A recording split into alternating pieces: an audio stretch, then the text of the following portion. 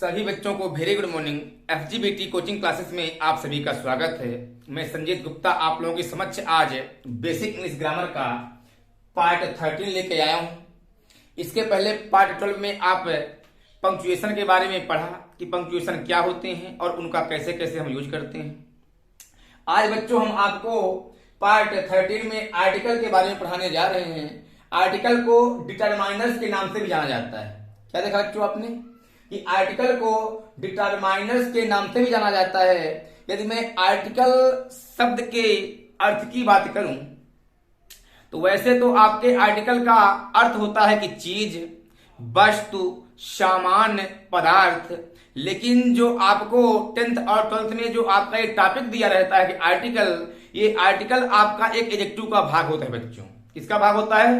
Adjective का भाग होता है। और इस एडजेक्टिव के भाग को हम लोग बोलते हैं क्या? निर्देशक या अग्र शब्द। आर्टिकल नाम का कोई चैप्टर अलग से नहीं दिया है, यह आर्टिकल का ही भाग होता है और इसका जो अर्थ होता है वो होता है निर्देशक या अग्र शब्द। ठीक है बच्चों, यदि मैं इस आर्टिकल की बात करूं तो आप जानते हैं कि ए एन डी को आर्टिकल कहते हैं। आप सुने होंगे कि ए एन डी को क्या बोलते हैं? ए एन डी को आर्टिकल कहते हैं। बच्चों ए एन को आप इनडिफिनिट आर्टिकल कहेंगे, ए एन को इनडिफिनिट आर्टिकल कहेंगे तथा द को आप डिफिनिट आर्टिकल कहेंगे। इनडिफिनिट मतलब होता है अनिश्चित। ए और एन ये दो आर्टिकल ऐसे होते हैं जो अनिश्चित होते हैं और द जो आपका आर्टिकल होता है वो निश्चित होता है। ठीक है बच्चों, ए एन का शाब्दिक अर्थ एक या कोई होता है लेकिन द का कोई वास्तविक अर्थ नहीं होता है। कुल मिला के जो आपका आर्टिकल है बच्चों वह नाउन के पहले आकर किसी भी नाउन को निश्चित और अनिश्चित बनाने में मदद करते हैं। ठीक बच्चों, इसके आगे आप देखें कि मॉडर्न इंग्लिश ग्रामर में जो आपकी मॉडर्न इंग्लिश ग्रामर आई है, आधुनिक व्याकरण आई है, उसमें आर्टिकल को डिटरमाइनर्स के अंतर्गत भी रखा गया है। ठीक बच्चों, तो आप इस आर्टिकल के बारे में समझा कि आर्टिकल कितने होते हैं और ये कौन सा डिफिनिट होता है, कौन सा इनडिफिनिट होता है। ठीक बच्चों, आप इतना सब अच्छे से नोट कर लें, फिर हम इसके आगे बढ़े। आप इसको नोट करें।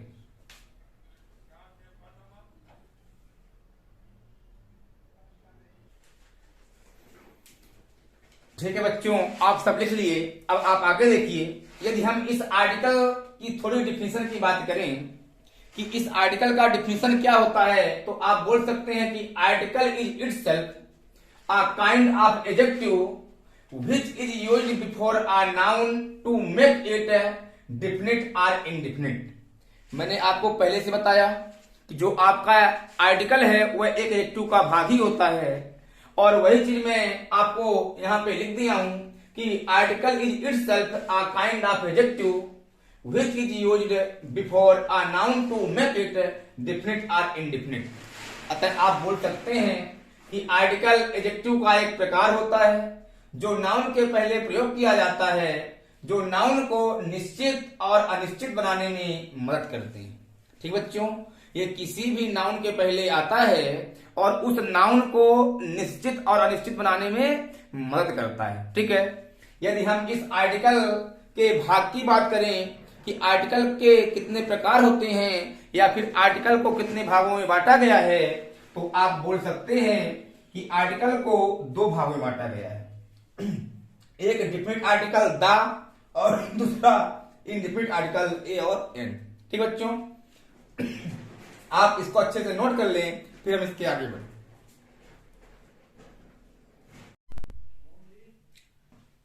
ठीक है बच्चों, आप आर्टिकल के भाग के बारे में समझ गए हैं कि आर्टिकल कितने भाग होते हैं। अब आप आगे देखिए pronunciation of the article. Article का प्रोनाउंसिएशन कैसे करना है, आर्टिकल ए एन का जो प्रोनाउंसिएशन है वो कैसे होगा, तो देखिए इधर लिखा है आर्टिकल ए एन दी और यहाँ पे आपका वीक फॉर्म से और यहाँ पे आपका स्ट्रॉन्ग फॉर्म से। ठीक बच्चों, आप ए को वीक फॉर्म में आ बोलेंगे और स्ट्रॉन्ग फॉर्म में इसे आप ए बोलेंगे।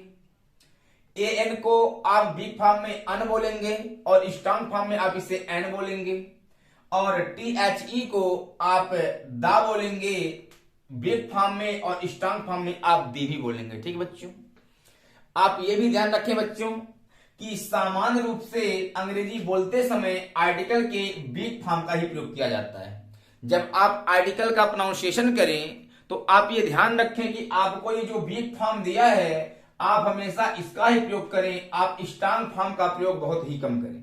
अर्थात आप ए को आ बोलें, ए एन को आप अन बोलें और टी एच ई को आप दा बोलें। ठीक बच्चों, इसके बाद आप ये ध्यान रखें कि टी एच ई को कब दा पढ़ते हैं और टी एच ई को कब हम दी पढ़ते हैं।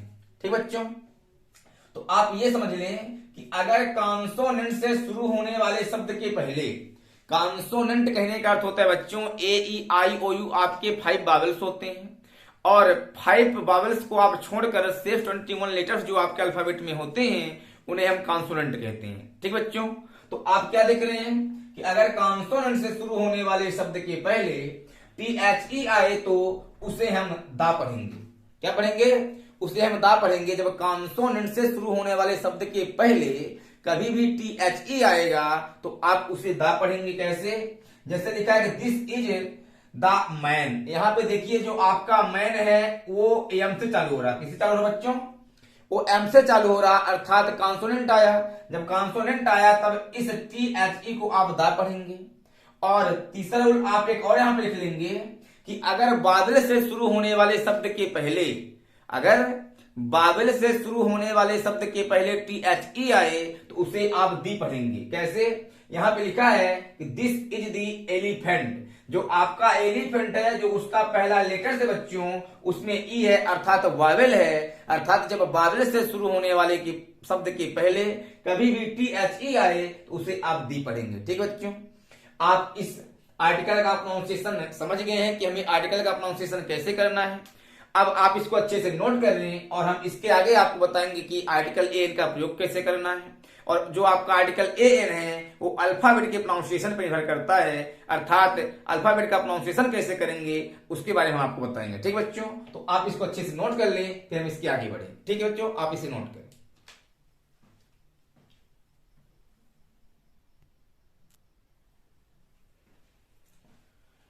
ठीक है बच्चों, आप आर्टिकल के प्रोनाउंसिएशन के बारे में समझ गए हैं और अब हम आर्टिकल ए एन का यदि प्रयोग पढ़ेंगे बच्चों तो आपको आर्टिकल ए एन का प्रयोग पढ़ने से पहले आपको अल्फाबेट का प्रोनाउंसिएशन जानना बहुत ही जरूरी है कि जो हमारा अल्फाबेट है उसका प्रोनाउंसिएशन हम कैसे करेंगे। ठीक बच्चों, तो सबसे पहले तो आप अल्फाबेट का प्रोनाउंसिएशन समझ लीजिए कि जो अल्फाबेट के हमारे 26 लेटर्स हैं उनका हम प्रोनाउंसिएशन कैसे करेंगे। ठीक है, देखिए आप इस ए को ए बोलेंगे, B C D E F G H I J K L M N O P Q R S T U V W X Y Z.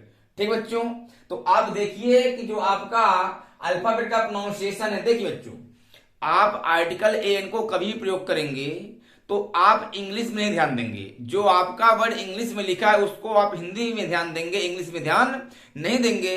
जो आपके वर्ड का प्रोनाउंसिएशन होगा उसका जो हिंदी प्रोनाउंसिएशन आएगा उस हिंदी वर्ड को आप ध्यान देंगे। क्योंकि हमने इसकी सभी की हिंदी क्यों लिखा?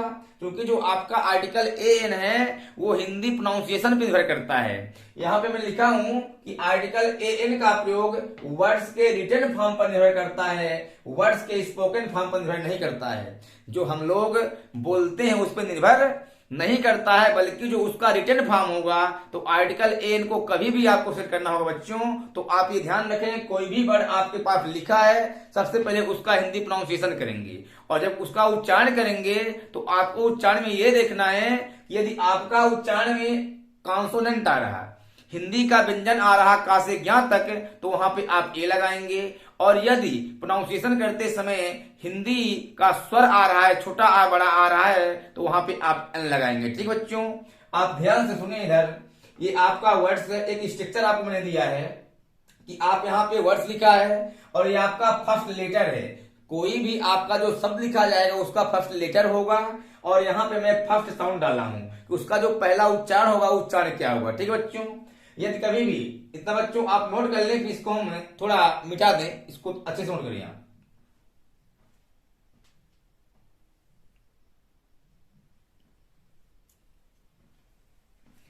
ठीक बच्चों, इतना हम ऊपर वाला थोड़ा सा मिटा रहे हैं। आपको हम कुछ एग्जाम्पल समझाएंगे यहां पे। देखिए बच्चों, हमने आपको क्या बताया कि आर्टिकल जो ए और एन है वो हमेशा वर्ड्स के जो उच्चारण होते हैं उच्चारण पर निर्भर करता है, कभी भी वो स्पोकन फॉर्म पर निर्भर नहीं करता है।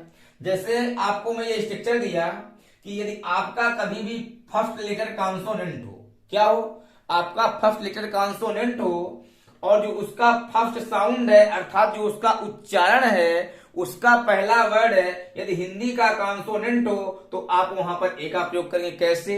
मैंने यहां पे बोल दिया बच्चों कि डाट डाट कैट, क्या बोल दिया? डाट डाट कैट। ठीक बच्चों, आप ध्यान से देखिएगा, मैंने बोला कि आप स्पोकन फॉर्म पर निर्भर नहीं करेंगे, आप रिटन फॉर्म पर निर्भर करेंगे। यहां पे लिखा है CAT कैट, आप इसका सबसे पहले क्या करेंगे? उच्चारण करेंगे। यदि इसका उच्चारण आप करेंगे तो CAT कैट को आप ऐसे लिखेंगे, ऐसे आप लिखेंगे। तो सबसे पहले तो ध्यान रखना, कभी भी जो आपका इंग्लिश लिखा है उस पे आप आर्टिकल एन को ध्यान नहीं देंगे लगाने के लिए, जो उसका हिंदी उच्चारण आएगा उसके हिंदी उच्चारण पे आप ध्यान देंगे। तो जब इसका उच्चारण करने पर कभी भी व्यंजन आए, हिंदी का व्यंजन वर्ण का खा गा घा अंगा से लेके ज्ञा तक यदि आ जाएगा बच्चों, हा तक आ जाए मेन रूप से, तो आप ये समझें कि वहां पे आप किसका प्रयोग करेंगे?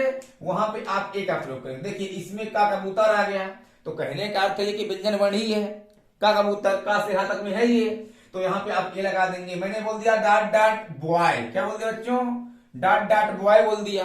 तो आप देखें पहला जो आपका इसका लेटर है वो कॉन्सोनेंट है और जो इसका साउंड आ रहा है वो कॉन्सोनेंट साउंड भी आ रहा है। बॉय का उच्चारण करेंगे तो आप बकरी, पहला आप पहले को ध्यान देना है, बाकी को आपको ध्यान नहीं देना है। जो उसमें पहला लेटर होगा बच्चों आपको उसी को ध्यान देना है, बाकी जैसे इसमें टा है इससे मतलब हमको नहीं है। इसमें जो पहला था का कबूतर उससे मतलब था, तो का आपका व्यंजन वर्ड था।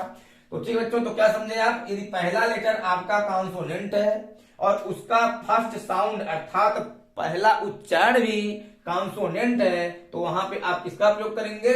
वहां पे आप आ का प्रयोग करेंगे। ठीक बच्चों, आप दूसरा देखिए, दूसरा रूल क्या कहता है कि हमारा लेटर कॉन्सोनेंट से चालू हो लेकिन बावल साउंड आए। क्या बोल रहा? लेटर तो हमारा किसी भी वर्ड का बावल से चालू होगा लेकिन जो उसका प्रोनाउंसिएशन आएगा वो हिंदी का व्यंजन वर्ड अर्थात कॉन्सोनेंट है ना। अच्छा ठीक है, कॉन्सोनेंट से चालू होगा और जो उच्चारण आएगा वो स्वर आएगा बच्चों, सॉरी क्या आएगा? वो स्वर आएगा अर्थात बावेल आएगा। कैसे? जैसे मैंने बोल दिया डाट डाट एमी, क्या बोल दिया? डाट dot MA master of heart. तो आप ये ध्यान रखिए, यदि इस एमए का हम उच्चारण करेंगे तो क्या आएगा? एमए का जब आप उच्चारण करेंगे तो MA ऐसा आप लिखेंगे।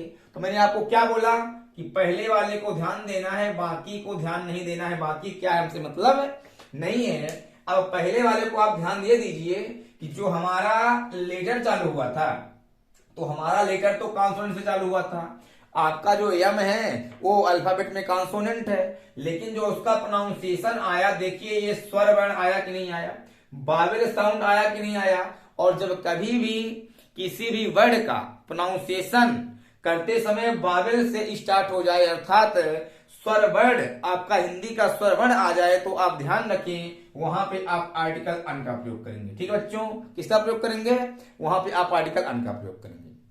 तो सिंपल सी बात है, आप ये ध्यान रखें कि यदि किसी भी वर्ड का प्रोनाउंसिएशन करते समय का से लेके हा तक दिखाई दे, क्या लिखा बच्चों? का से लेके हा तक यदि कभी भी दिखाई दे तो वहां पे आप आर्टिकल आ का प्रयोग करेंगे। और किसी भी वर्ड का प्रोनाउंसिएशन करते समय यदि आ से लेके अ तक दिखाई दे, क्या दिखाई दे बच्चों? आ से लेके अ तक दिखाई दे तो आप वहां पर आर्टिकल अन का प्रयोग करेंगे। ठीक है बच्चों, अब देखिए आप तीसरा क्या बोलता है। जो आपका तीसरा रूल है वो क्या कहता है, इतना हम इसको मिटा दे रहे हैं, पहले अच्छे समझिए फिर एग्जाम्पल आपको दे देंगे। देखिए तीसरा जो है आपका बोल रहा है इस बार कि हमारा जो लेटर चालू होगा वो बावेल से चालू होगा। क्या बोला गया? जो हमारा तीसरा लेटर चालू होगा, तीसरा आपका जो रूल है बावेल से चालू हुआ और आपका प्रोनाउंसिएशन भी बावेल ही दे रहा। हमारा लेटर भी बावेल से चालू होगा और प्रोनाउंसिएशन भी हमारा बावेल ही है। कैसे? मैंने बोल दिया डाट डाट एप्पल, क्या बोल दिया? APPLE, dot dot Apple. तो आप ये देखिए बच्चों, जो आपका ये फर्स्ट लेटर है वो ए से चालू हुआ, अर्थात आपका ए क्या है, आपका जो ए है वो वावेल है इंग्लिश में, ठीक है ना। और इसका यदि हम प्रोनाउंसिएशन करेंगे तो एप्पल, ये देखिए एप्पल में पहले वाले से मतलब है, बाकी सबको मतलब नहीं है। तो पहला वाला आपका हिंदी का स्वर वर्ण आया है, स्वर वर्ण आया, आ से लेके अ तक में है ये। तो जब आ से अ तक कभी भी आपको दिख जाएगा तो वहां पे आर्टिकल आप अन का प्रयोग करेंगे। किसका प्रयोग करेंगे बच्चों? आर्टिकल अन का प्रयोग करेंगे, ठीक है। आप ये समझ गए अच्छे से। आपका जो अगला है, हमारा लेटर फिर बोल रहा है कि बारिश से चालू होगा, लेकिन इस बार जो साउंड देगा वो कॉन्सोनेंट का देगा। क्या देखें बच्चों आप, कि हमारा लेटर तो बारिश से चालू होगा, लेकिन जो साउंड देगा वो कॉन्सोनेंट का देगा। तब वहां पे आप ए का प्रयोग करेंगे। किसका प्रयोग करेंगे? वहां पे आप ए का प्रयोग कैसे? जैसे मैंने बोल दिया यहाँ पे कि डॉट डॉट यूनिवर्सिटी। क्या बोल दिया बच्चों? डॉट डॉट यूनिवर्सिटी बोल दिया। तो आप ये बताएं कि आप इसमें देख सकते हैं जो पहला हमारा लेटर है वो तो बाबिल से चालू हुआ, पहला लेटर तो बाबिल से चालू हुआ, लेकिन जो इसका प्रोनाउंसिएशन दे रहा बच्चों वो दे रहा है यूनिवर्सिटी, अर्थात यूनिवर्सिटी। तो हमको पहले वाले से मतलब है, बाकी से मतलब भी नहीं है। तो आप ये देख लें कि इसमें हिंदी का व्यंजन वर्ण या आ रहा है, अर्थात यहाँ पे आप क्या लगा देंगे? यहाँ पे आप आ लगा देंगे, ठीक बच्चों। आप दूसरा एग्जाम्पल ले लीजिए। जैसे हम बोल दिए डॉट डॉट वन, क्या बोल दिया? डॉट डॉट वन बोल दिया, वन आइड मैन बोल दिया, वन आइड मैन ऐसा बोल दिया। तो आप ये देखें कि यहाँ पे देखिए जो हमारा लेटर चालू हुआ वो तो ओ से चालू हुआ, अर्थात बाबिल से चालू हुआ, लेकिन जो इसका प्रोनाउंसिएशन आ रहा है वो जब प्रोनाउंसिएशन करेंगे तो वन आ रहा है, अर्थात वो आ रहा, अर्थात ये हिंदी का व्यंजन वर्ण है। जब व्यंजन वर्ण है तो यहाँ पे आप क्या लगा देंगे? यहाँ पे आप आ लगा देंगे, ठीक बच्चों। तो आप ये ध्यान रखें कि आपको इंग्लिश में वावेल और कॉन्सोनेंट ध्यान नहीं देना है। कोई भी वर्ड आपके सामने लिखा है तो सबसे पहले उसका प्रोनाउंसिएशन करिए। प्रोनाउंसिएशन करने पे यदि हिंदी का व्यंजन वर्ण का से लेके ह तक आता है तो वहां पे आप ए लगाइए, और यदि आ से लेके अ तक आता है तो वहां पे आप अन लगाइए, ठीक बच्चों। आप इसको अच्छे से नोट कर लें, फिर हम इसके आगे बढ़े। अच्छे से नोट करें।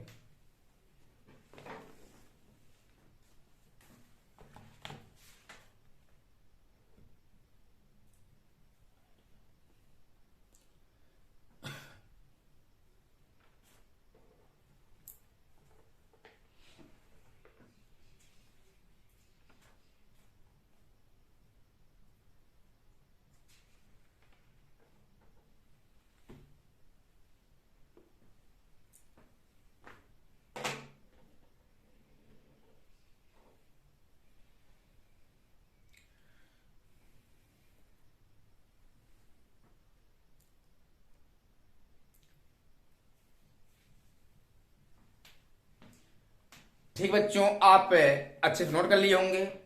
अब आपका एग्जाम्पल है तो आज के लिए इतना ही बच्चों। जो आपका एग्जाम्पल आएगा वो हम अपने नेक्स्ट वीडियो में देंगे। बच्चों यदि आप हमारे चैनल पर नए हैं तो आप चैनल को सब्सक्राइब करिए, वीडियो को लाइक करिए, और जहां पे आपको प्रॉब्लम आ रही है आप कमेंट करें, आपको रिप्लाई जरूर मिलेगा, ठीक बच्चों। तो आप इतना नोट कर ले। अब मिलेंगे हम अपने नेक्स्ट वीडियो में, ठीक है।